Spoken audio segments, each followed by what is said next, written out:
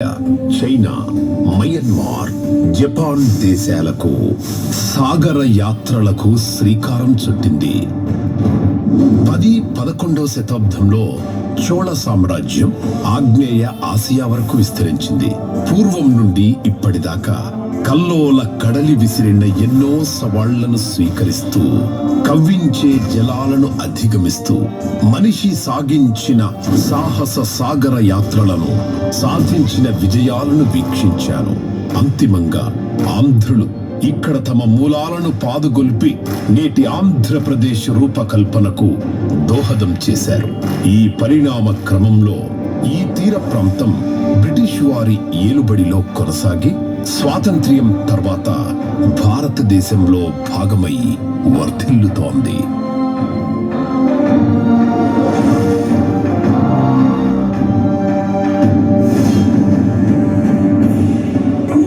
At the stroke of the midnight hour, when the world sleeps, India will awake to life and freedom.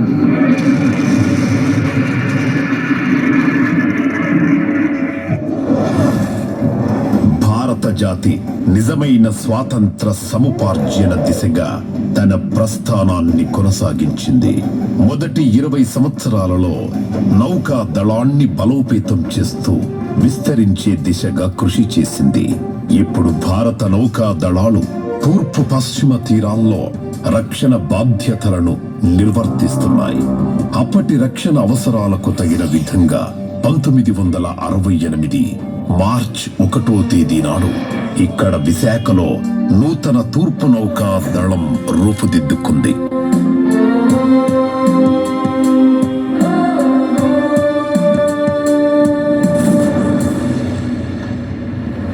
అప్పటి తూర్పు పాకిస్తాన్లోని బంగ్లా ప్రజలపై పాకిస్తాన్ సాగించిన అకృత్యాలకు వ్యతిరేకంగా అక్కడి ప్రజలు చేసిన తిరుగుబాటుకు భారత ప్రభుత్వం సహకరించిందన్న కక్షతో 1971 డిసెంబర్లో మన శత్రుదేశం కయ్యానికి కాలు దువ్వింది. బంగాళాఖాతంలో యుద్ధ మేఘాలు కమ్ముకున్నాయి. వాటి ఫలితంగా 1971 నవంబర్ 1వ తేదీ నాడు భారత తూర్పు నౌకా దళం సమర శంఖాన్ని పూరించవలసి వచ్చింది. Pakistan launched a full-scale war against us. The Pakistan Air Force suddenly struck at our airfield in Amritsar, Pathankot, Srinagar, Awantipur, Uttarlai, Jodhpur, Ambala and Agra. मुझे जरा भी संदेह नहीं है कि विजय भारत की जनता की, भारत की बहादुर सेना की होगी.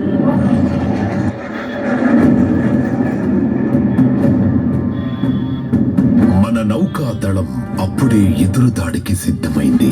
Air craft carrier INS Vikrant and the leopard class frigates Brahmaputra and Beas తూర్పు వైపు యుద్ధ రంగంలోకి దిగాయి. వాటికి పెట్యా క్లాస్ కర్వెట్టీస్, కమోట్రా, కావరాటి తోడై పశ్చిమ పాకిస్తాన్ నుంచి తూర్పు పాకిస్తాన్కి సముద్ర మార్గం ద్వారా సరఫరాలను నిరోధించేందుకు తూర్పు నావికా దళం యుద్ధ వ్యూహానికి సిద్ధమైంది. తూర్పు సముద్ర సరిహద్దుల్లో యుద్ధ చర్యలకు విక్రాంత్ కీలకంగా నిలిచింది. విక్రాంత్కి తోడుగా ఇతరులు నిరంతర నిఘా వహిస్తుండగా సీహాక్స్ గగనతలము నుంచి శత్రు స్థావరాలపై నిర్విరామంగా దాడి చేసి యుద్ధ సామాగ్రి రవాణాను పూర్తిగా స్తంభింపజేశాయి.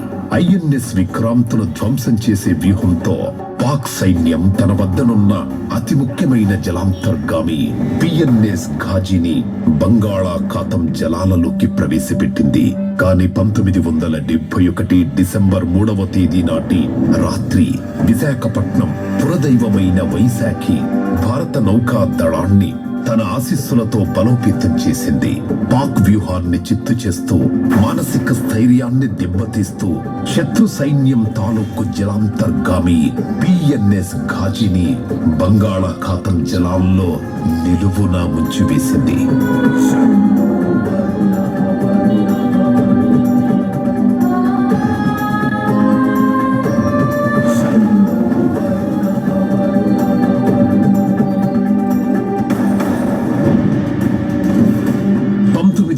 1971 డిసెంబర్ 4వ తేదీ ఉదయం మన యుద్ధ విమానాలు కోక్స్ బజార్ వద్ద శత్రు సైన్యాన్ని చావు దెబ్బతీశాయి.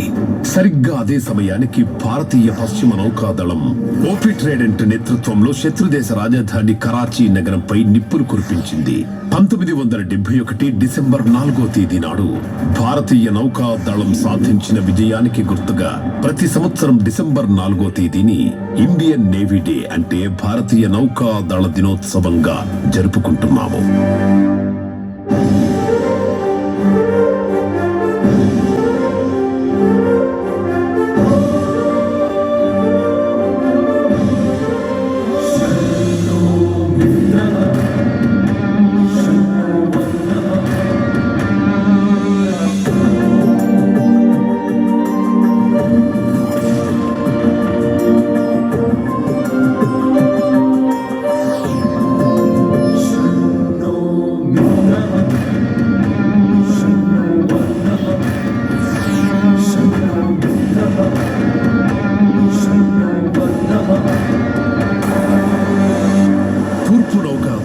బంగాళాఖాతం నిఘా వ్యవస్థను బలోపేతం చేసి ఎదురు దాడులు కొనసాగించింది.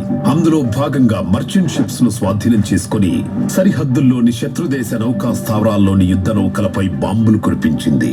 దీంతో పాటు మన తూర్పు నౌకాదళం ఫోర్స్ ఆల్ఫా ఆధ్వర్యంలో దాడిని నిర్వహించింది.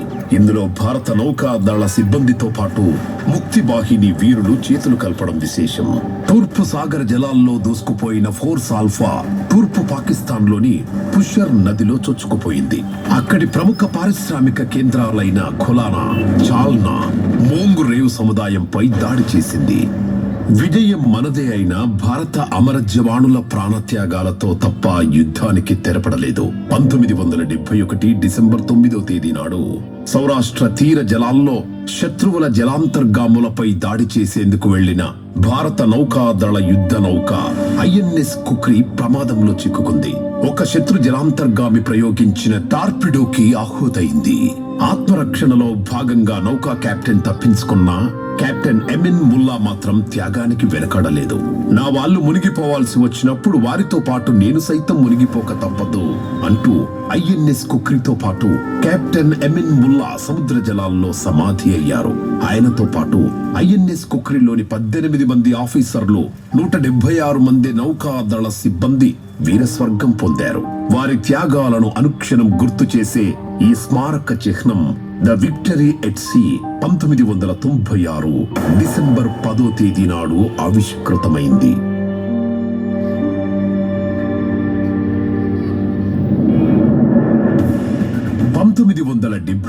డిసెంబర్ 12 భారతీయ నౌకాదళ చరిత్రలో సువర్ణాక్షరాలతో లిఖించదగిన దినం. తూర్పు సాగర జలాల పరిరక్షణ కోసం గస్తీ కాస్తున్న ఐఎన్ఎస్ విక్రాంత్ నుంచి యుద్ధ విమానాలు గరుత్మంతుడి వారసుల్లాగా రెక్కలు విప్పాయి. తూర్పు సరిహద్దుల్లోని పాక్ సైనిక దళాలపై దిక్కులు పిక్కటిల్లేలా విరుచుకుపడ్డాయి. భారతావని తూర్పు దిశలో బంగ్లాదేశ్ అవతరించింది. అరుణ భాస్కర ప్రభలతో సరికొత్త పతాకం పొరుగు దేశపు వినువీధుల్లో రెపరెపలాడుతూ భారత నౌకాదళ చరిత్రలోనే సరికొత్త శకాన్ని సృష్టిస్తూ అనేక ప్రశంసలతో పాటుగా 6 మహావీర చక్ర పురస్కారాలు, 27 వీర చక్ర పురస్కారాలు, 18 శౌర్య చక్ర పురస్కారాలు, మువ్వెన్నెల పతాకాన్ని సమున్నత స్థాయిలో ఎగురవేశాయి. భారత సైన్య చరిత్రలో సువర్ణాధ్యాయాన్ని లిఖించాయి. సమస్త భారతీయుల స్మృతి వీచికలలో అమరవీరుల త్యాగాలకు ప్రణతులు సమర్పించాయి.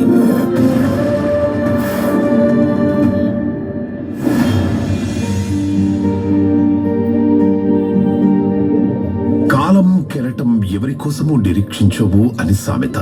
నేను మాత్రం తూర్పు సాగర తీర రేఖకు నిరంతరం గస్తీ కాస్తూ నేనుంటాను. రెప్పమూయని నా నిఘా నేత్రంతో నా కర్తవ్యాన్ని నిర్వర్తిస్తూనే ఉంటాను. అగాధ సాగర జలాల లోతుల్లో రహస్యాల గుసగుసలు వినిపించే చోట తూర్పు నౌకాదళ కేంద్ర పవిత్ర విశ్వసనీయతను నేను పంచుతూనే ఉంటాను.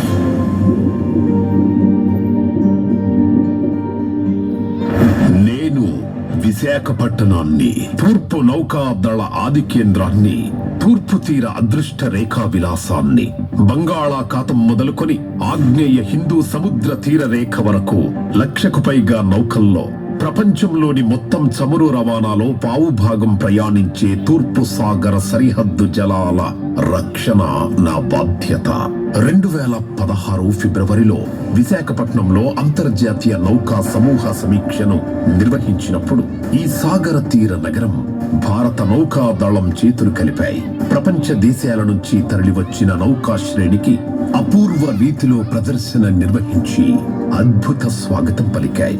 ఆ సత్సంప్రదాయం మిలన్తో కొనసాగింది. 2024 ఫిబ్రవరిలో మరో అంతర్జాతీయ నౌకాదళ వేడుకల్లో 50 దేశాల స్నేహపూర్వకమైన కలయిక కళకళలాడింది, కనుల పండుగ చేసింది. సాగర జలాల తూర్పు సరిహద్దు రేఖపై అంకిత భావంతో పహారా కాస్తున్న నేను ఎన్నో ఘటనలకు సజీవ సాక్షిని. వాటిలో సాహసాలు ఉన్నాయి, వర్తక వ్యాపారాలు ఉన్నాయి, అంతులేని కష్టాలకు ఎదురీదే మొక్కవోని ధైర్యం ఉంది, సాగర విజయం ఉంది. గర్వించదగ్గ భారతీయ నౌకాదళ జలాంతర్గామి ఏఆర్ఎంకి నేను 5 దశాబ్దాల ఆశ్రయాన్ని, సుమారు 2.5 కోట్ల చదరపు కిలోమీటర్ల విస్తీర్ణంలోని సాగర జల పరిరక్షణలో ఆరితేరిన అనుభవాన్ని, నా చుట్టూ అలరారే పర్వత శ్రేణులు ఉన్నాయి, రజత కాంతులు వెదజల్లే సాగర తీర వైభవం ఉంది, నేల సాగరం చెట్టా పట్టాలు వేసుకునే విశాఖ వెలుగు నీడల కలయికలో నాదైన ప్రత్యేక అస్తిత్వం ఉంది. 2021లో భారత వాయుసేనలో నా మైత్రి బంధం ఐఎన్ఎస్ విశాఖపట్నం అని నా పేరు పెట్టబడిన యుద్ధ నౌక రాకతో బలోపేతమైంది. 164 మీటర్ల పొడవుతో 7,500 టన్నుల బరువుతో పూర్తి స్వదేశీ పరిజ్ఞాన నైపుణ్యాలతో రూపొందించిన అతిపెద్ద ఉపరితల పోరాట యోధుడను. విశాఖ దేవుని ఆశీస్సులతో మన తీరాలను, జలాలను, సముద్ర ఆర్థిక ప్రయోజనాలను, మన దేశ ఆస్తులను కాపాడడానికి తగిన సంకల్పం, దీక్ష నాకున్నాయి.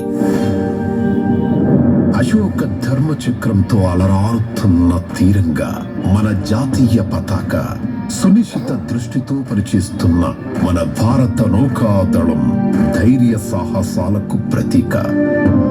మనకు శుభాలు కలగజేయాలని సాగర దైవమైన వరుణదేవుడిని కొలుద్దాం.